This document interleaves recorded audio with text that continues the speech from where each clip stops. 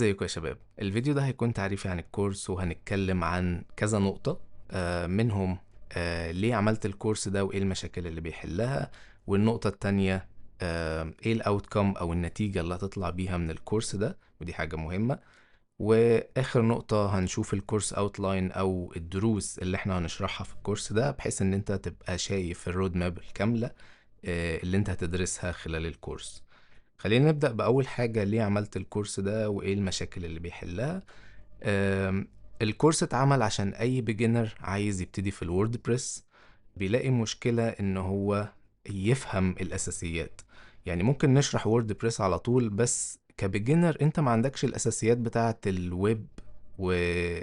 والفهم بتاع ال HTML وال CSS اللي هي بالنسبة لي دي بيزكس، لازم تكون موجودة.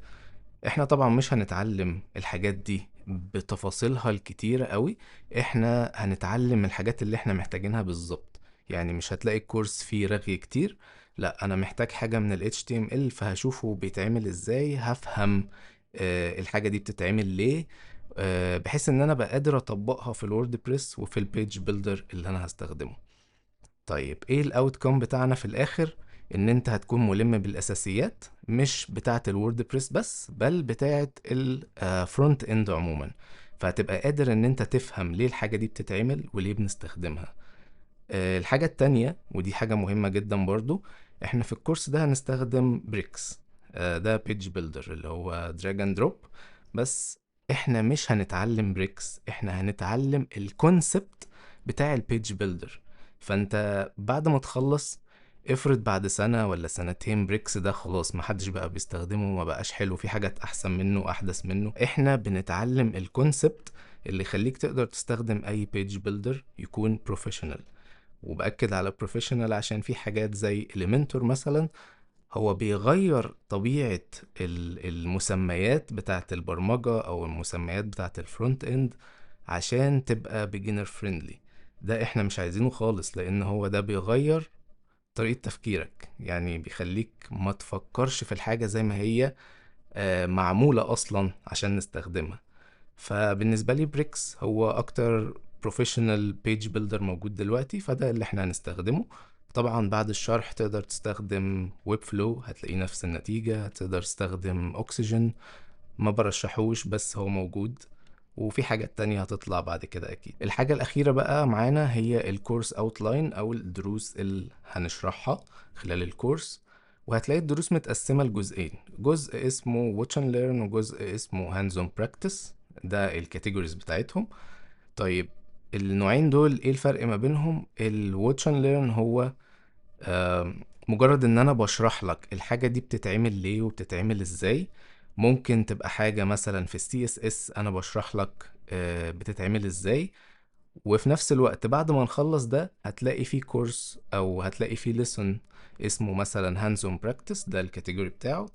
بنطبق اللي في السي اس اس اللي احنا شفنا بيتعمل ده، بس في البيج بيلدر. يعني مش هنكتب كود، بس تبقى عرفت هي ليه بتستخدم. فخلينا نبدأ كده بالليسنز. هنتعلم ايه هو ال HTML وايه CSS وازاي بيشتغلوا، ده حاجة سريعا كده فهتلاقيها watch and learn، انت بس هتسمعني هتتفرج الحاجات دي شغالة ازاي. بعد كده نشوف الووردبريس تقدر تبني ايه عليه اصلا. بعد كده هنبتدي نعمل اللوكال ديفلوبمنت سيت اب، بحيث ان احنا ننزل الووردبريس على الجهاز عندنا ونبتدي نشتغل عليه، عشان ما نشتريش سيرفر ونكلف نفسنا واحنا لسه في البداية. فمحتاجين كل حاجة تكون فري اكيد. هنشوف الداشبورد، الفرق بين البلوك اديتور والكلاسيك اديتور، ودي حاجات مهمة. بما اننا مش هنستخدم البلوك اديتور، بس لازم نعرف ايه الحاجات اللي موجودة فيه، يعني لاننا هنستخدمه لو بنعمل كرييت لبوست او حاجات زي كده، وده هنفهمه بعدين. هننزل بريكس، هنعمل اول صفحة ببريكس، وطبعا هنشوف الاستراكشر بتاعه او البانل بتاعته عامله ازاي، والزراير موجوده فين، والحاجات اللي هنستخدمها دي كلها. هنشوف بعد كده البيست براكتسز، ده طول ما احنا شغالين كده كده لازم هنشوف البيست براكتسز. يعني هنشوف ايه ال HTML structure الصح اللي المفروض نستخدمه. هنتعلم ايه هو البوكس موديل، يعني كل حاجة في الويب سايت عبارة عن بوكسز، فهنفهم ده معمول ازاي عشان نقدر نتخيل الصفحة اول ما اشوف ديزاين قدامي على فيجما اقدر اتخيل الصفحة دي معمولة ازاي. السبيسنج مارجنز بادنجز الحاجات دي كلها، الهيدرز التاج هيراركي، يعني ال H1 امتى استخدم H1 H2 H3 الحاجات دي كلها. لازم اعرف اماكنها والاستخدامات الصح بتاعتها. بعدين هنلاقي listen عن البروجكت introduction، لان احنا هنستخدم فيجما، هنستخدم ديزاين معمول على فيجما عشان ناخده كده ونبتدي نحطه في الويب سايت عندنا او نكرييت الصفحة دي. فبعد كده هنشوف ايه هي الايمج تايبس والاوبتمايزيشن بتاعتها. هنشوف فيجما والورك فلو اللي بنستخدمه، او الستبس اللي بنعملها عشان نبتدي ناخد الكونتنت من فيجما ونحطه عندنا في الويب سايت، مرورا بالاوبتمايزيشن بتاع الصور والحاجات دي كلها. اهو يعني مثلا هنا هنشوف دي هاندز اون براكتس، احنا هنطلع الصور بايدينا، وبعد كده هاندز اون براكتس هنوبتمايز الصور دي بايدينا.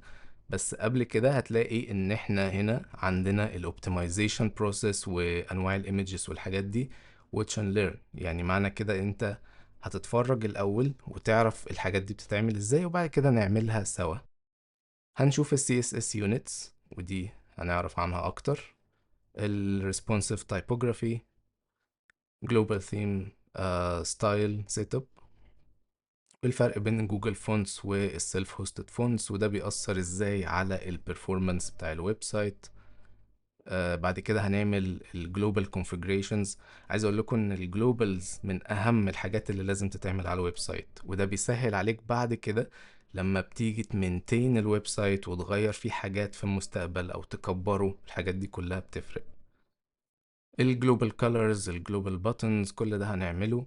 هنتعلم ايه هو الفليكس بوكس وازاي نستخدمه، وهنبني سيكشن، وهنعرف ايه الفرق بين الاي دي والكلاسز في الستايلينج، وايه الفرق بينهم في البرفورمانس. كمان هنعرف ايه هو البيم، ودي مسميات للكلاسز وازاي نستخدمها. البرفورمانس بتاع السلكتورز، وده لسه متكلم عليه فوق.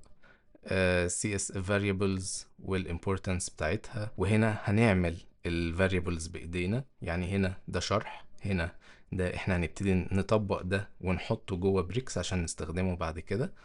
هنعمل لوجو سيكشن، وده سيكشن موجود هتلاقيه على فايل الفيجما اللي هو بعد الهيرو على طول. هتفهموا الكلام ده اكتر لما نشوف الديزاين لما يخلص على الفيجما. هنشوف ال CSS جريد زي الفليكس بوكس، يبقى بنستخدم الفليكس بوكس والجريد، وامتى ده وامتى ده والحاجات دي كلها. وهنبني بيه سيكشن وكومبلكس جريد لاي اوت. وهنعرف الستيكي كونتنت. معلش انا بتكلم بسرعة بس هي عشان الليسونز، وانا هسيب لكم على فكرة اللينك الصفحة دي في الديسكريبشن، بحيث ان لو حد عايز يقراها واحدة واحدة يقدر ان هو يدخل على الصفحة ويقراها. display properties، CSS overflow، والgradient والoverlays دي عشان الألوان، والكرسور امتى الماوس يبقى يتحول لشكل ايد او يبقى ماوس، او امتى مش عايزه خالص ينتراكت مع الاليمنت بتاعك. الزي اندكس واللايرنج ما بين الاليمنتس على الويب سايت. البوزيشننج والترانسفورم، يعني امتى او ازاي تجيب الاليمنت في المكان اللي انت عايزه، وخصوصا لو انت استخدمت ابسولوت فتقدر ان انت تعمل البوزيشننج ده. هنعمل كونتاكت فورم، ما كنتش عايز اضيفها بس هي من الاساسيات ان انت تشوف الكونتاكت فورم بتتعمل ازاي. بس مش هيكون فيها اي تفاصيل كتيرة، ده هيكون في المرحلة التانية. هنعمل كل الديزاين اللي عملناه ده على الديسكتوب، هنعمله ريسبونسيف بحيث ان هو يكون شكله متغير على الشاشات الاصغر زي التابلت والموبايل. وفي الاخر هوريكم الحاجات اللي عملناها كلها بقى زي الفاريبلز والجلوبالز والحاجات دي كلها في بلجن اسمه اوتوماتيك سي اس اس. ده فريم ورك يعني قوي جدا، نقدر ان احنا نوفر بيه وقت كبير، والكرييشنز اللي عملناها والحاجات دي هوريهولكوا ازاي يعني سريعا استخدامه، وازاي ان هو بيحط لنا بقى الحاجات اللي احنا اتعلمناها. بس هيكون اساسي ان احنا نتعلم الحاجات اللي ذكرناها فوق قبل ما نشوف الفريم ورك ده، عشان اصلا قبل ما يعمل لنا الحاجة دي لازم نعرف هي بتتعمل ازاي. هنشوف templates جاهزة وازاي ناخدها ونستخدمها عندنا على الويب سايت. ده برضو بيسرع من الكرييشن. وفي الآخر هنشوف حاجة سريعة عن الباك اب والريستور. دي حاجة بسيطة جدا هتساعدك في الأول إن أنت تعمل باك اب وريستور.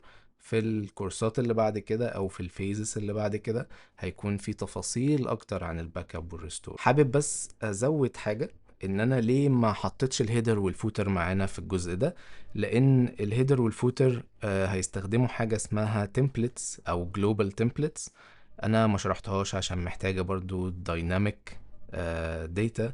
فانت هنبتدي نشرح حاجات كتيرة كده، وانا عايز الكورس ده بس يكون beginner friendly، بيشرح الاساسيات من غير اي تفاصيل في الحاجات الادفانسد شوية. فعشان الكورس ده موجه جدا للبيجنرز، حاولت اشيل الحاجات اللي هتكون ضغطة للاعصاب شوية، ان انت تتعلم حاجات اكتر. وده هنخليه في الفيزس اللي بعد كده. اتمنى الفيديو يكون مفيد وشرحنا فيه كل التفاصيل بتاعة الكورس. واشوفكم في اول حلقة في الكورس.